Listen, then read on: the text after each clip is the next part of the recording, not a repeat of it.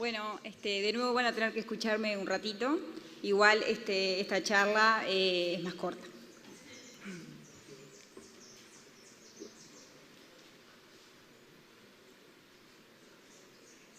Lo que le queremos presentar en esta charla es nada más y nada menos que el Consorcio Regional de Lanas Ultrafinas, que es un proyecto que involucra a muchas instituciones, muchos productores, y tiene una historia que se la queremos contar y un presente y desafíos para los próximos 6 años de vida. Bueno, el equipo de trabajo, parte del equipo de trabajo, pero por lo menos pusimos lo que es la comisión directiva de CRILU, representando a los productores, a las empresas, representando también a lo que es la sociedad de criadores y a Línea.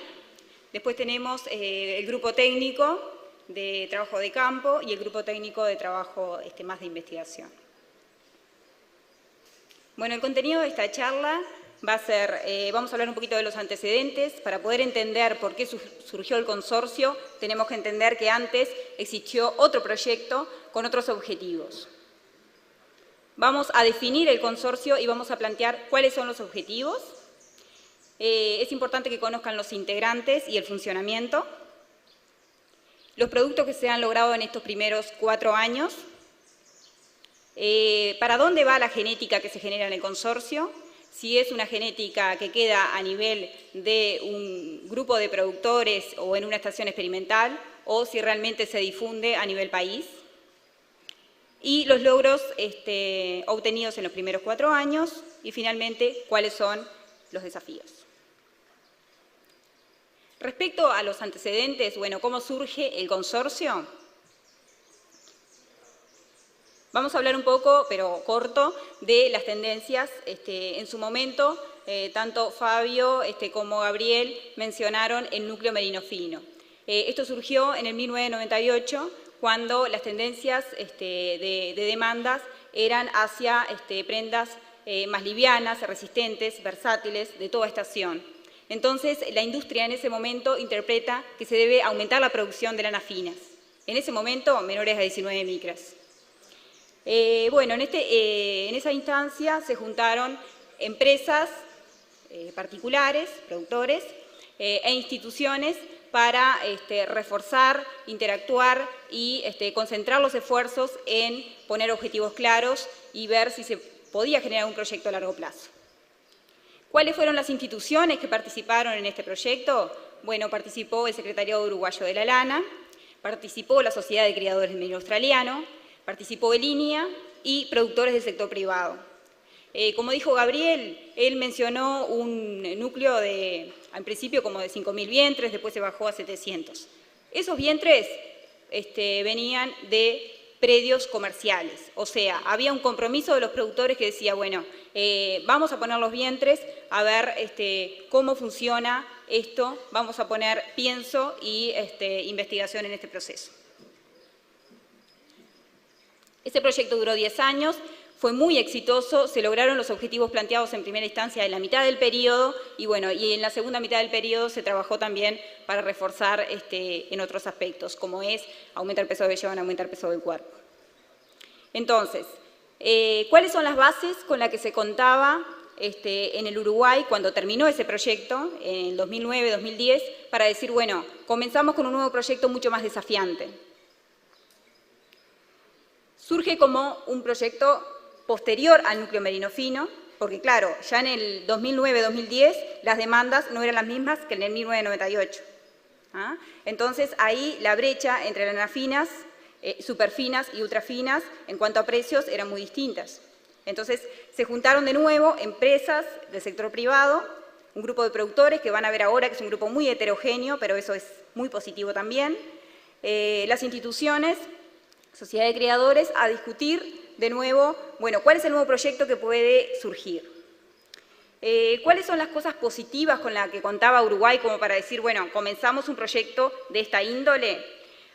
Había una base genética confiable, como habló Gabriel, fueron años donde cada vez se reforzaba más el tema de la evaluación genética, se juntaban más datos y los datos eran más confiables, y no solamente eso, sino que el productor en un remate ya no solamente miraba el fenotipo del animal, sino que estaba con los datos genéticos. O sea que el productor se prendió también a todo el proceso de la evaluación genética poblacional. Después había un grupo de productores muy innovadores, con una meta y con un objetivo en común, siempre pensando a largo plazo y dispuestos a prenderse a un nuevo proyecto. Nada más y nada menos que se contaba con la experiencia previa del núcleo merino fino de 10 años. Por lo tanto, eso ya daba una base de conocimiento importante. Esto es fundamental, los recursos humanos capacitados y comprometidos. En esto quiero hacer énfasis en lo que es el personal de campo, que ya venía trabajando en lo que es el núcleo merino fino con toda la majada y lo que significa tener una majada de alto valor genético en una estación experimental donde en realidad esa majada es del predio es privada, ¿no? Es de los productores. Entonces, hay un compromiso por parte de todos nosotros y del personal de campo. Les transfiero el mensaje de que están comprometidos y capacitados con este proyecto. Después hay todo un tema de infraestructura y capacidad operativa que ya venía del núcleo merino fino en Glencoe, por lo tanto, eso es una ventaja. Y nada menor es que en este nuevo proyecto está como interesado la industria textil lanera. Es parte de este proyecto. Entonces, es como una seguridad también, porque significa que el producto que se genera a nivel de campo, la industria también está comprometida a interactuar, recibirla con las condiciones, pero es importante que hay un ambiente de discusión y la industria está dentro de ese paquete. Con respecto al consorcio, vamos a ir ya a lo que es definirlo. Bueno, en realidad es una alianza público-privada sin fines de lucro. ¿Bien? Se creó en el 2010, cuando finalizó el núcleo merino fino, y bueno, vamos a ir hacia los integrantes. Representantes de la Sociedad de Criadores de Merino Australiano del Uruguay, el Instituto Nacional de Investigación Agropecuaria, NIA, las 5 empresas laneras del Uruguay, o sea que tampoco es un compromiso individual por parte de la industria, sino que todas las industrias están dentro de este consorcio. Y bueno, y una cosa muy importante son los 42 productores que están detrás de este proyecto innovador, que si bien a veces no se ven siempre, están en las decisiones a través de la comisión directiva y nada más y nada menos que se comprometieron y ahora van a ver que también pusieron un capital semilla. Con respecto a los objetivos, porque muchos de los productores conocen este proyecto, algunos de los que están presentes acá son parte del proyecto, pero hay gente que tal vez no sepa la amplitud que tiene el consorcio. Una de las cosas de los objetivos es que es importante coordinar las capacidades para producir, industrializar y comercializar este tipo de lanas. ¿Y por qué coordinar y promover las capacidades? Porque en realidad, como ven, está la ciencia, los productores que están día a día en el campo, que ven la realidad y también ven los ingresos. Entonces, está buena esa discusión que se genera a nivel de ciencia y productores, industria textil lanera que recibe los productos y la sociedad de criadores. Entonces, como ven en esa imagen, hay distintas instancias de discusión, reuniones de la comisión directiva, así como también reuniones en la unidad experimental Glencoe, y después van a haber reuniones donde van a ver los animales y la gente trabajando con los animales, donde son momentos de interacción, ¿no? Después, otro de los objetivos es articular entre las instituciones. Y eso es bien importante, porque después vamos a mostrar al final una imagen donde se presentan todas las instituciones que interactúan con el consorcio. Y bueno, y una cosa muy importante es que este consorcio tiene flexibilidad para organizarse, autonomía de gestión. Y van a ver por qué tiene autonomía de gestión más adelante. Como les decía, se juntan lo que son instituciones científicos-tecnológicas para tratar de superar las limitantes de si un productor se propusiera hacer esto solo, o 2 o 3. No quiere decir que sea imposible, pero sí sería mucho más difícil. Entonces, juntándonos, seguramente llegaremos a un mejor producto. Bueno, después, ni que hablar que debemos seguir profundizando en la mejora genética a nivel del núcleo de Glencoe, porque esa genética llega a los productores y se multiplica no solo en los consorciados, sino fuera del consorcio.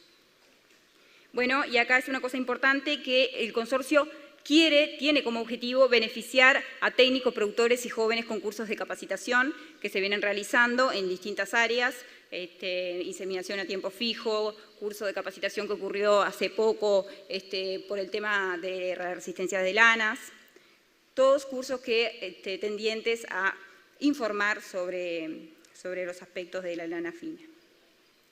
Es importante que tengan una idea de dónde están ubicados estos productores consorciados, estos 42 productores. Acá estamos en el seminario de basalto. Y bueno, y está bueno presentar esto, donde el 88% de los productores que conforman el consorcio están ubicados en la región de basalto. Esto también es una clara señal de que estamos trabajando para esta región del país. Después acá está la distribución, cuántos productores hay en cada departamento. Vieron que se concentran en lo que es Paysandú y Salto, pero también hay algunos dispersos un poquito más lejos. Bueno, vamos a hablar un poquito de las características de los predios de los consorciados. En el año 2012, el consorcio realizó una entrevista en forma personalizada, yendo a todos los predios y estando mano a mano con el productor, haciéndole consultas.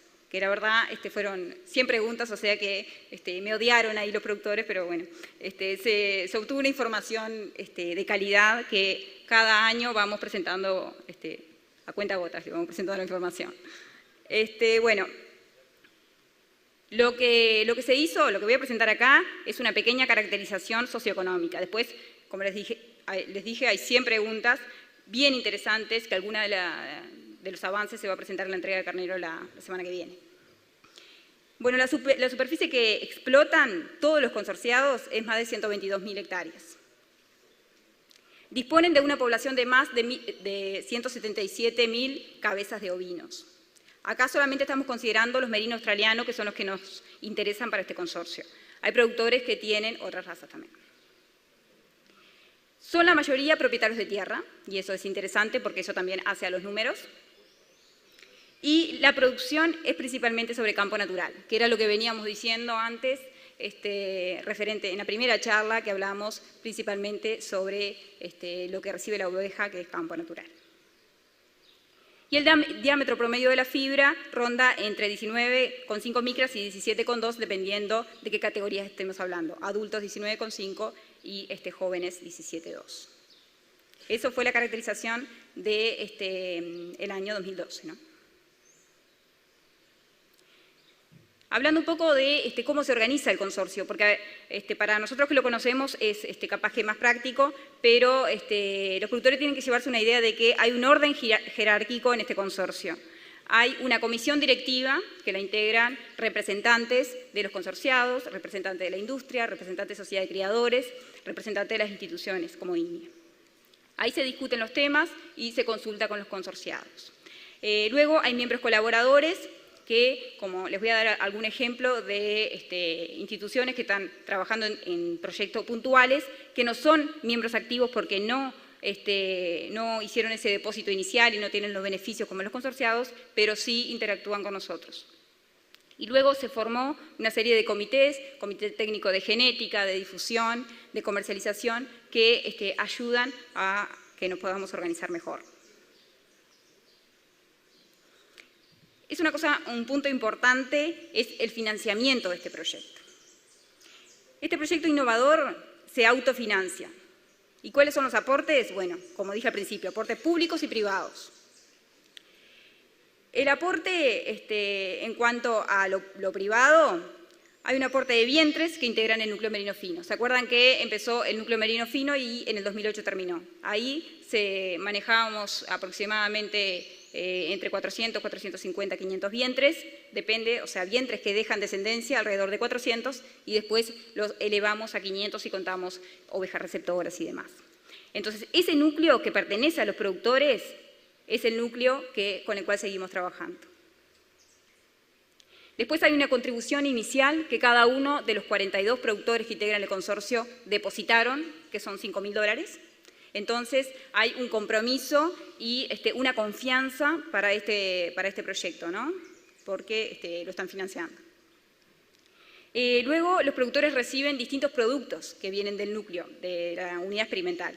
Uno de los productos que reciben cada año y que van a recibir, si todo sale bien, el viernes próximo, es un carnero, o sea, es un borrego. Es la progenie, uno de los mejores carneros es la progenie, ahora vamos a ver cómo se selecciona. Y bueno, y el productor, porque sabe que este es un proyecto que necesita financiamiento, lo que hace es, aporta también un valor por ese carnero, que se estipula cada año, y eso lo hace la directiva de CRILO. Hay un aporte también de la industria textil lanera, eso es en casos puntuales según el proceso. Por ejemplo, si enviamos una lana y tratamos de hacer un seguimiento de esas lanas, bueno, ese es un aporte importante que hace la industria ofreciéndose a seguir todo ese procesamiento. Después hay una contraparte INIA, por eso es público-privado, ¿no? Donde INIA también financia lo que es recursos, infraestructura, recursos humanos, o sea que hay una contraparte prácticamente del mismo valor que lo que depositó el consorcio, cada año lo pone INIA también. Y bueno, después hay ingresos por ventas de los productos. Acuérdense que la majada que tenemos en el ENCOE es de los productores, todo lo que es merino australiano. Entonces, se vende animales, por ejemplo, en el Día del Merino, que es un remate que se hace todos los años en Salto, y en general se llevan 10 a 12 carneros. Ese dinero viene para el consorcio. Se venden animales refugo, ese dinero se vuelca al consorcio. Y todo lo que sea merino australiano se autofinancia de ahí. Bueno, si más o menos quedó claro cómo funciona, vamos ya a ir a los productos que ha generado el consorcio. Ahí tienen una imagen de la entrega de carneros del año pasado o del año anterior, no recuerdo. Que bueno, que este es el producto que recibe cada año en diciembre el productor que forma parte del consorcio, por un precio muy bajo comparado con lo que puede estar este carnero, esta genética fuera, ¿no? Bueno, acá el producto lana ya procesado, y esta lana es del CRILO, y bueno, y después más a nivel de los animales. En cuanto a datos productivos, voy a presentar los grandes logros, digamos, para que puedan entender cómo funciona, pero no da el tiempo de presentar mucha información. Acá presento lo que es la serie histórica, producción y calidad de lana del núcleo merino fino de CRILO. Hoy bien dijo Gabriel que comenzó este núcleo con el esfuerzo de instituciones y productores. Cuando en este año, en el 1998, el núcleo recibió los vientres, acuérdense que venían de distintos orígenes, distinto manejo de alimentación, distinto manejo parasitario, o sea, sanitario.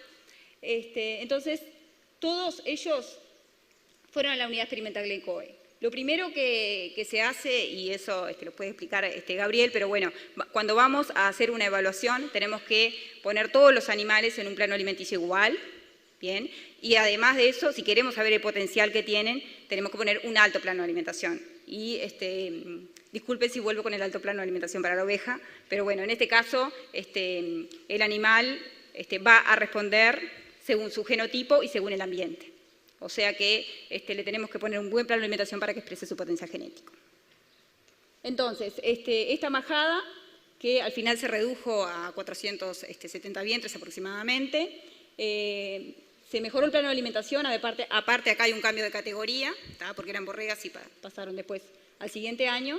Y bueno, a partir de acá, esto es avance genético. ¿Qué significa? Como dice Gabriel, sobre esos vientres que vinieron de los consorciados, se empezó a trabajar con genética de punta, referido a, bueno, utilizo carneros con datos de DEP, y ¿qué es lo que busco? Bajar el diámetro de la fibra, mantener o aumentar el peso del vellón y el peso del cuerpo. Bueno, con todos esos objetivos se empezó el proceso de baja del diámetro de la fibra, pero una cosa importante había que mantener o aumentar el peso del vellón. Eso era lo que se quería. Tal vez, como dice Gabriel, el mito de capaz que si voy muy rápido en la bajada del diámetro de la fibra, sin mirar las otras características, sí voy a perder. ¿Ah? Pero si yo miro a un carnero, digo, bueno, este animal afina, pero al mismo tiempo a ver qué hace con el peso del vellón, qué hace con el peso del cuerpo y largo de mecha, voy a lograr un animal más parejo. Entonces, el núcleo merino fino logró bajar drásticamente el diámetro de la fibra, manteniendo valores de peso de vellón en el orden de cercanos a 3,5. 3,5 a 4, cercanos a 4. Entonces, cuando finalizó este proyecto en el 2008, ya el diámetro de la fibra de las ovejas estaba en el entorno de 17 micras. Y acuérdense que el proyecto al principio tenía como objetivo bajar a 19 micras. Por lo tanto, eso se cumplió en la mitad del periodo y ya la segunda parte continuó bajando y a la altura de 2009 se tenían las ovejas con 17 micras. ¿Ah? Entonces, acá comienza en el 2010 lo que es el consorcio. El objetivo cambia un poco, pero va hacia el mismo rumbo. El objetivo es producir lanas menores a 15,6 micras, lanas ultrafinas. Pero no limitarse a solamente producir esas lanas, sino que tener en cuenta las otras características que permitan decir que el animal es productivo a cielo abierto. Entonces, las ovejas siguieron bajando el diámetro de la fibra y aumentaron un poquito lo que es el peso de vellón, pero sigue en el entorno de 4. En este año, en el 2014, esto es un dato bien nuevo, la bajada de cría ya está en 15,3 micras. Ustedes se preguntarán, bueno, esta producción de lana, bueno, el dato de producción de lana capaz que ya también le da una pista, pero esta majada tan fina, ¿cuál es el peso? ¿Qué tamaño tiene? Bueno, por eso le mostramos esta gráfica, donde en amarillo, que no se ve, pero está el peso del animal, y los puntos estos en rojo marcan la condición corporal, y la barra verde indica el porcentaje de reemplazo. Entonces, en este eje están los años, y en este eje están la condición corporal, y en este está el peso. Entonces, ovejas están en el entorno de 50 kilos, dependiendo del año, 40 y pico, 50. Condiciones corporales variables, pero siempre tratamos de que estén por encima de 3. Años puntuales estuvimos un poquito por debajo.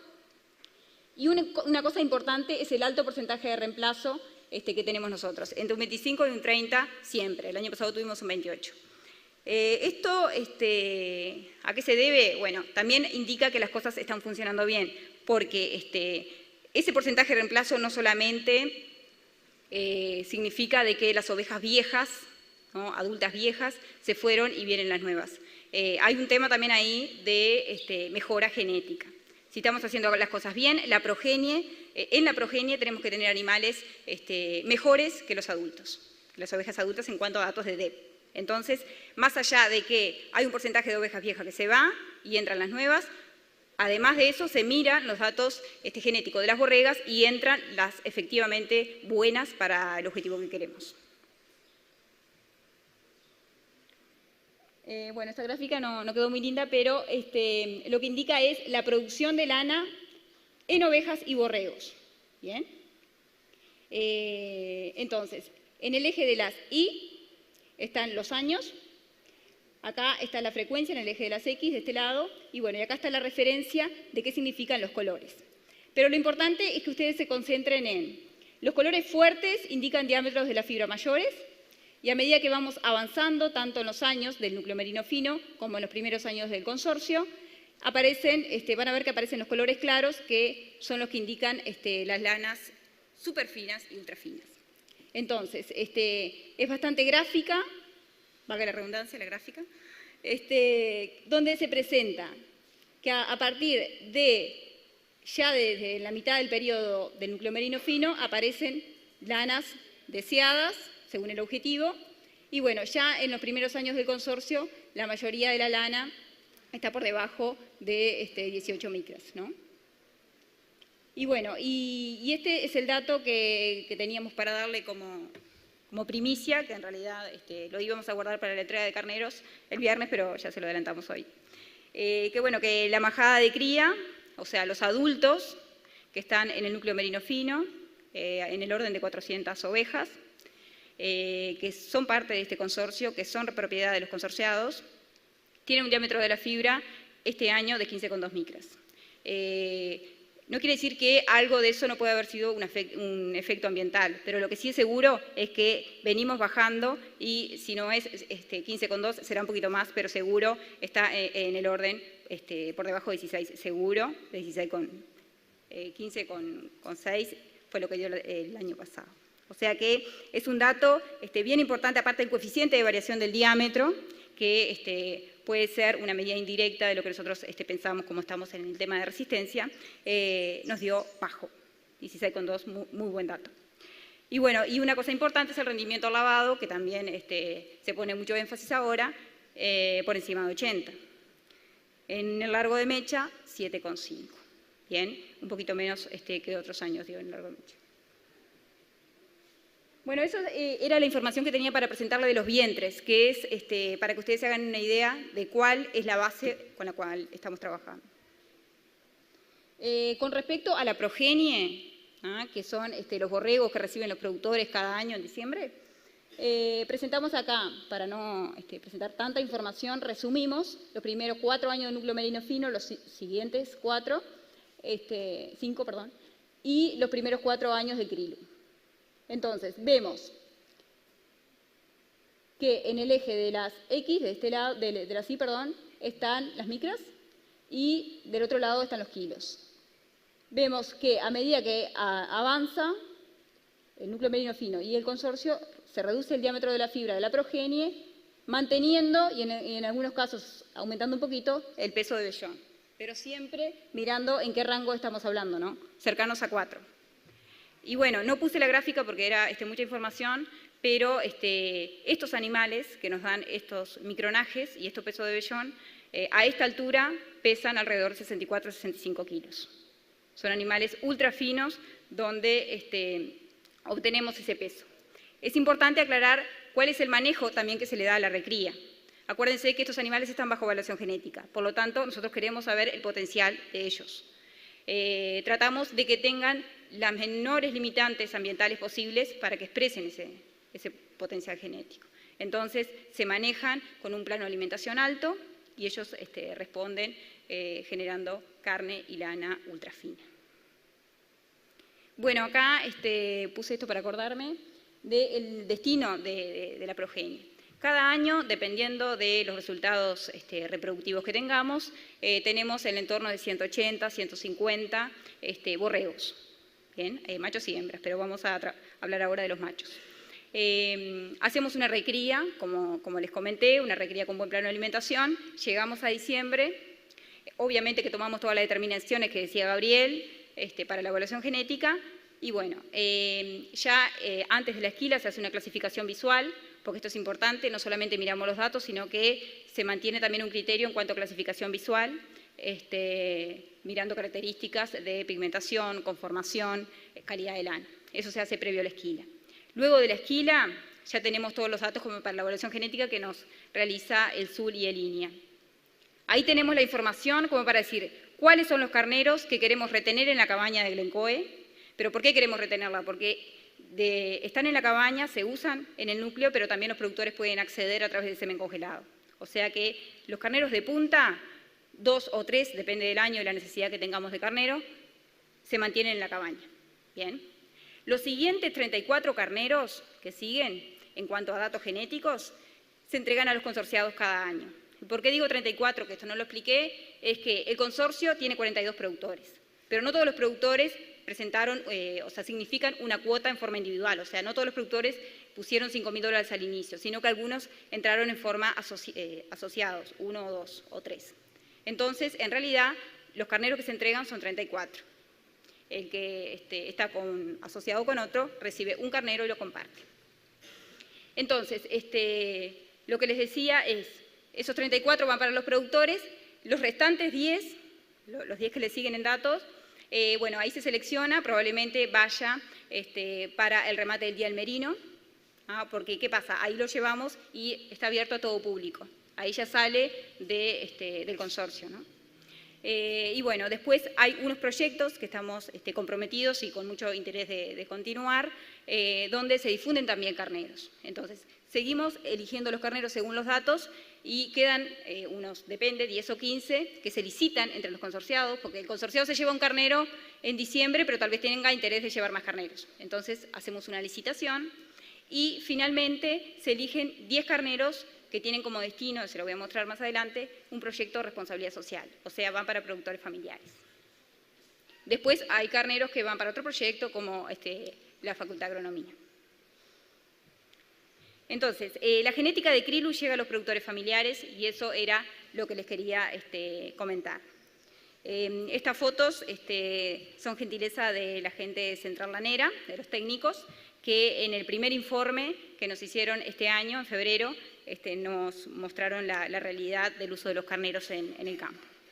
Entonces, el convenio se denomina Distribución y Multiplicación de Reproductores del Núcleo Genético Ultrafino de la Unidad Experimental Glencoe para favorecer la sostenibilidad y la producción familiar ganadera. Es largo, pero tiene un importante significado, ¿no?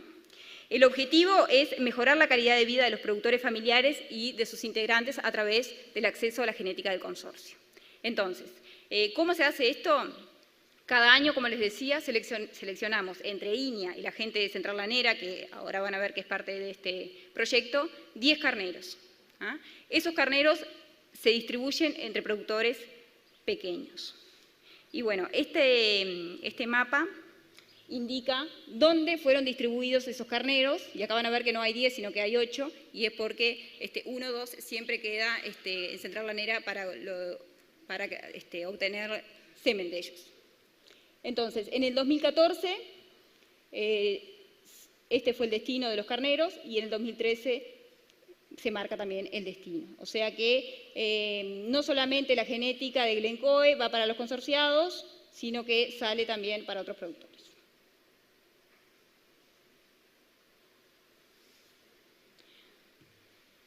Bueno, otro proyecto que tenemos en funcionamiento, bueno, ahí no salió, pero acá en este proyecto participa Central Lanera, no sé por qué no salió, Central Lanera Uruguaya, ¿bien? Que articula con INIA y el consorcio para poder entregar a sus carneros. Bueno, otra de las cosas que se están haciendo ahora es que el Krilu caracteriza la lana de sus consorciados. ¿Qué es esto? Es un proyecto que el Krilu y el INIA tienen con el LATU, donde se va a caracterizar las lanas del consorcio midiendo lo que es el contenido de pesticida y resistencia de las lanas de los consorciados. ¿Cuáles son las instituciones? LATU, Krilu e INIA, y es un proyecto que va a durar 2 años. Bueno, este proyecto, lo bueno es que no solamente vamos a tener información de lo que se genera en una estación experimental, sino que también vamos a saber, los productores van a saber en qué condiciones están sus lanas en cuanto a pesticidas y resistencia. Bueno, después vamos a hablar de algunos logros que obtuvo el consorcio. Ahí sale una foto del premio NOVA.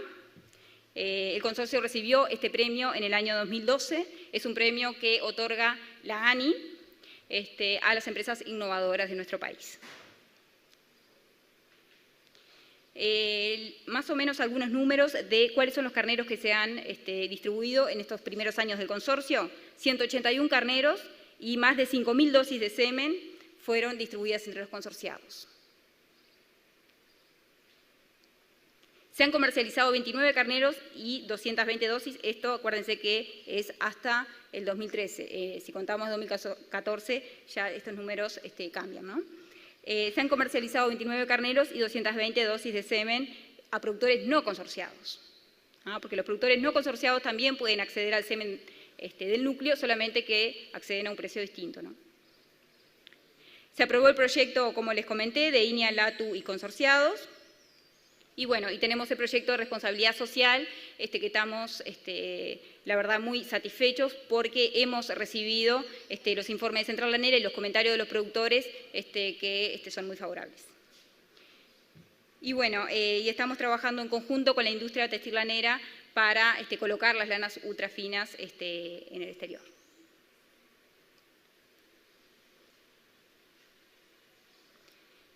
Como les decía, un poco la difusión de la genética del consorcio, tenemos la entrega de reproductores.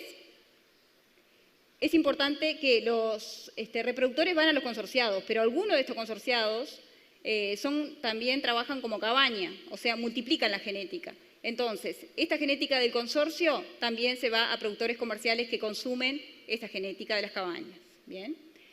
Comercialización de semen, congelado, día del merino, como les decía, licitación de carneros, entrega de carneros a los productores familiares y también van carneros para Facultad de Agronomía con fines experimentales. No tengo más tiempo. Bueno, estoy terminando.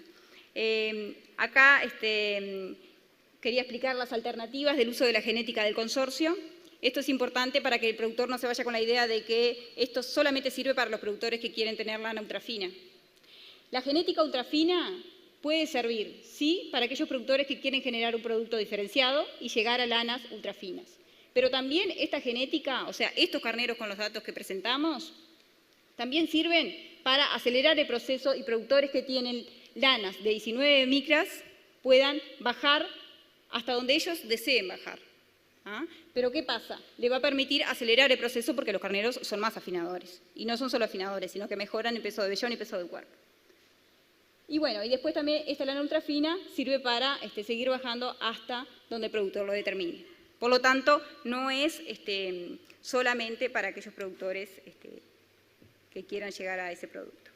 Bueno, y esto queríamos mostrarle para que se den una idea de cómo articula el consorcio. ¿Ah? Tenemos a la academia, tenemos a la sociedad de criadores, a industrias, a otros institutos de investigación fuera de INIA. Bien, tenemos a institutos de gran relevancia como es el LATU, Manos del Uruguay ha participado en algunos proyectos con nosotros, y bueno, y Lana Trinidad, o sea que, y el secretario uruguayo de la LAN. Por lo tanto, también tenemos a la Cámara Mercantil, también allá, porque hemos tenido algunos contactos importantes con ellos. Por lo tanto, el consorcio interactúa y mucho con el sector público y privado. Finalmente, los desafíos son liderar la investigación y la innovación en el desarrollo y producción de lanas ultrafinas. Bueno, tratar de lograr un valor agregado en este tipo de lanas. Generar, multiplicar y distribuir la genética del krilu, que es lo que ya se está haciendo, pero se quiere hacer más y mejor. Y fortalecer las acciones en lo que es agronegocio de estas lanas en Uruguay. Lo último es una especie de resumen que tratamos de hacer. En realidad, el krilu es un proyecto innovador con visión a largo plazo. ¿Bien? El krilu es un proyecto innovador con visión a largo plazo, involucra a todos los actores de la cadena, o sea, desde el sector primario hasta la industria, y bueno, y fomenta el progreso de todos los productores que estén interesados en este tipo de lanas. Bueno, esta es una frase que la usa siempre Fabio, por lo tanto los de INIA lo conocen, pero se aplica bastante a esto que es llegar juntos es el principio, mantenerse juntos es el progreso y trabajar juntos es el éxito. Por lo tanto, los resultados que obtuvo el consorcio es justamente por trabajo en conjunto con el resto.